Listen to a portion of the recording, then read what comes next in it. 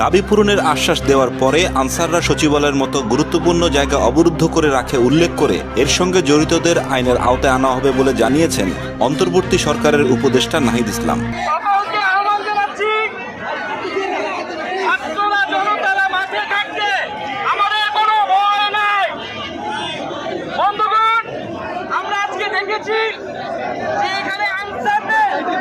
একটি গ্রুপ তারা কিছু দাবি নিয়ে এসেছিল, আমরা তাদের সাথে কয়েক দফা কথা বলেছি এবং তাদের যে মূল দাবি সেই দাবিগুলো কিন্তু মেনে নেওয়া হয়েছিল। বেশিরভাগই তাদের দাবি ছিল যে তাদের যে 6 মাসের রেস্ট কোথা আছে, বিশ্রাম কোথা আছে, 3 বছর পর পর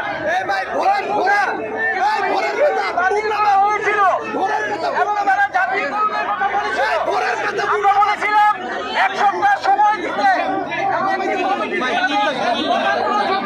উপস্থাপন করতে, কিন্তু তারা আমাদের কোন কথা না শুনে এখানে সচিবালয়কে জিম্মি করে তারা একটা অরাজক পরিস্থিতি তৈরি করতে চেয়েছিল।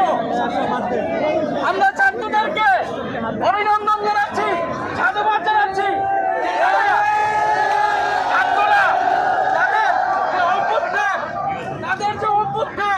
এই অভ্যুত্থানের সরকারকে রক্ষা করতে, দেশকে রক্ষা করতে, যে কোনো ষড়যন্ত্র থেকে দেশকে রক্ষা করতে তারা সদা প্রস্তুত। এবং আমরা মনে করছি এটি কোনো বৃহৎ পরিকল্পনার অংশ ছিল।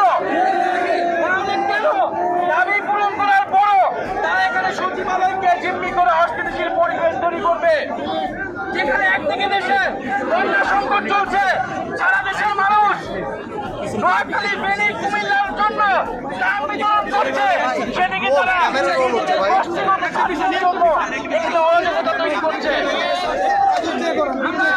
ছাত্র জনগণকে আহ্বান করবো যে আপনারা সদা প্রস্তুত থাকবেন আমাদের সাথে।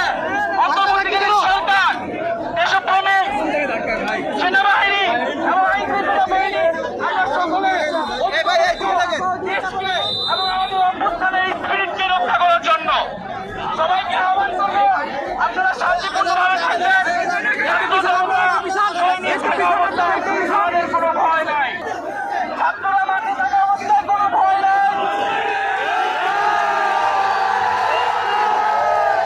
ছাত্র জনতার অভ্যুত্থানকে ছাত্র জনতাই রক্ষা করবে।